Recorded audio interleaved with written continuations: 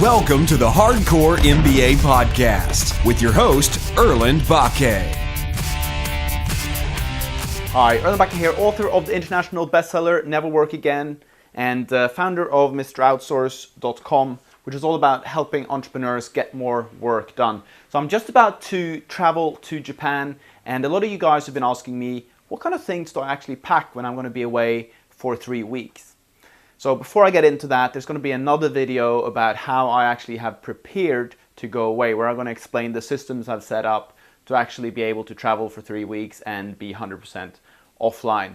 Okay, so first things first, what do I pack? Well, first of all, you need always, you need your passport.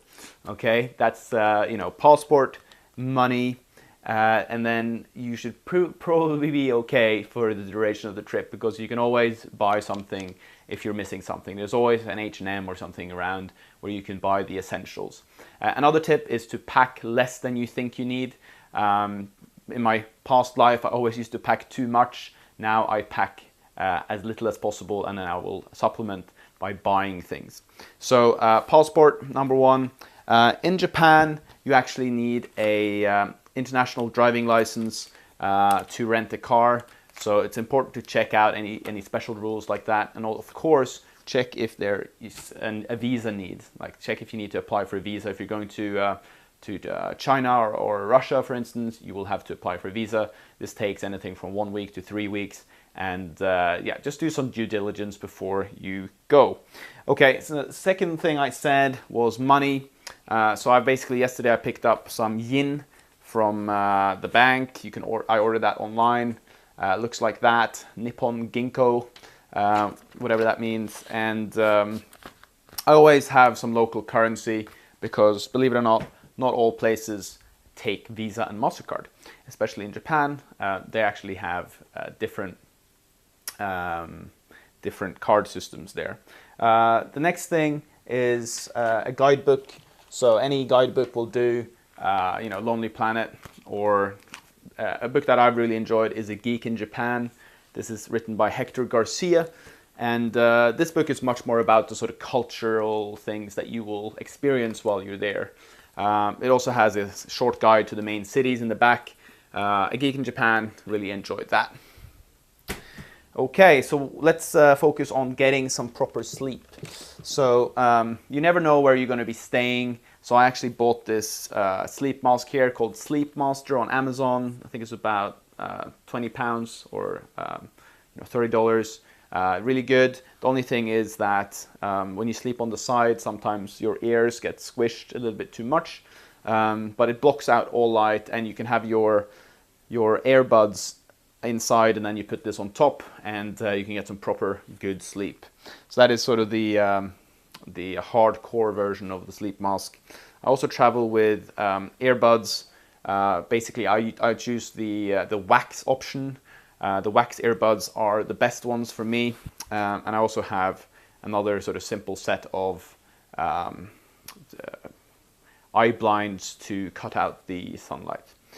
Because again, you never know where you're sleeping, you never know where you're getting, but it's always important to get a solid, if you can, get a solid good night's rest when you're traveling.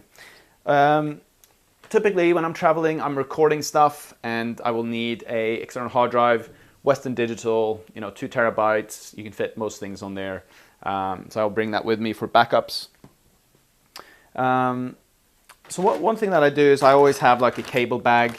So I actually pack in these Ziploc bags because it makes it very convenient and easy to stay organized. Quick selection in here. Of course, I've got multiple mobile phone chargers. Got a USB for charging devices in the car.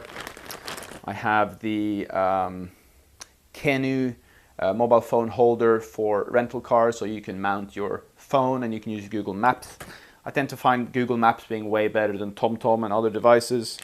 And, just like jack-to-jack headphones. And I also have one of these USB chargers. I can actually take off the head here, and I can put in any head to the country I'm going. But the good thing with this is that you can charge multiple devices on the same plug. So you just plug this in and then you can charge everything that you have at the same time. So this one has 4 USB ports. And of course, you should check the input. So for instance, in Japan, it's 110 volts for charging. And unless it has that, you shouldn't really be charging it because you will be frying your device.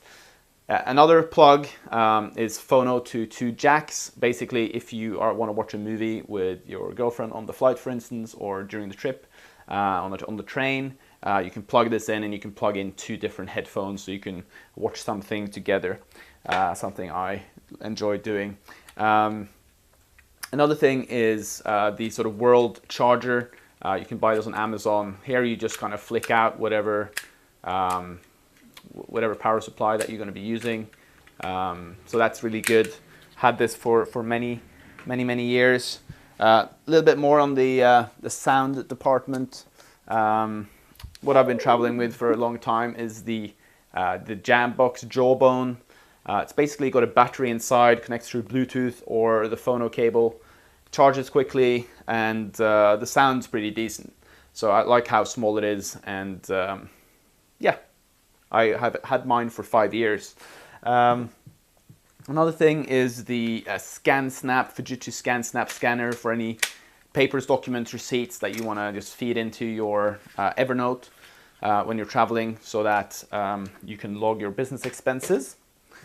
I've opted for the Jokery battery charger. So basically, when you're out and about, you just have this in your backpack. If you run out of juice on your whatever device, you can easily charge it. What I like about this is that it also has a flashlight. So it's pretty handy. What you can do is you can check how long the battery lasts. Typically it'll say on, it doesn't say on this one, but I know this one is 3000 ml something, which means it charges quite a lot of stuff.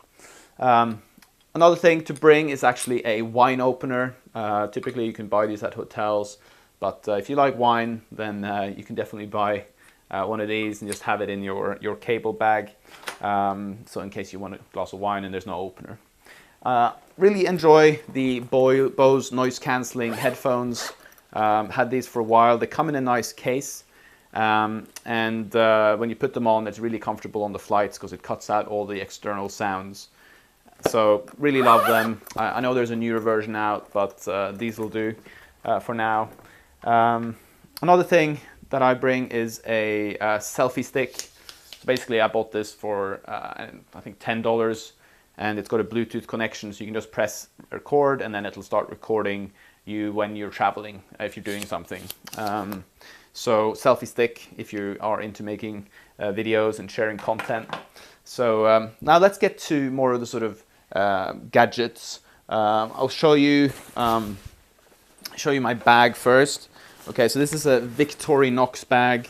I always have a umbrella here and a water bottle there, just very practical. In here I have all the sort of Mac cables that I need, another battery charger. And what I really like about this bag is that it's got multiple pockets inside. It's got a pocket on the front, pocket in the middle, and pocket on the back, which makes it very easy to organize all your stuff. So typically I'll have any sort of clothing in the front here. I'll have like cables and books and things in the middle. And then in the very back, I have MacBook, not the Pro. I have the MacBook. Do I like it? Yes. I don't do any video editing on it myself. It's just a really good small device to use when you're traveling the world. So that was some of my gadgets. In terms of footwear, opted for Nike Free. These are actually Nike ID, so you can customize them yourself. They're just really comfortable and it's something you can wear for the whole day, which I really enjoy. For attire, I opt for these types of sort of light jackets. This is from Beretta, and it's got a hood. What I love about these sort of down thin jackets is that you can wear them. If it's hot or cold, they easily fit in your bag. And for instance, in Japan, you might be in the city where it's warm, but then you might go up into the mountains where it's colder. So you can always have that with you, and you can cover yourself in terms of heat at any time. Another thing is I also bring a fleece, like a thin fleece that I can have on the inside. That is also very good insulation in case the temperature drops or goes up and down. Another thing that I like doing while I'm traveling is I do a bit of yoga. So I've got this Manuku travel yoga mat. So Manuku travel yoga mat comes in lots of different colors, fairly light, and just a good thing to do while you're traveling. So one of the challenges when traveling is actually exercise. So what I use is I have different apps on my phone. I use P90X, I use Pocket Yoga, and I use Carrot's 7-minute workout app. And those three things kind of work for me, and I have this mat that I can actually do the exercise on. Also, I always bring jogging shoes. Go for a 30-minute jog. It's a great way to get to know a place. And the last thing I'm going to show you is how to pack a blazer, because you might be attending something where you actually need to wear a blazer. So I'll be right back with the blazer. Alrighty, so I am back with the blazer. So blazer, how do you actually keep it nice and clean before you travel? Well, here's what you do. You take the arm out like this, okay, and then you stuff it inside here, okay?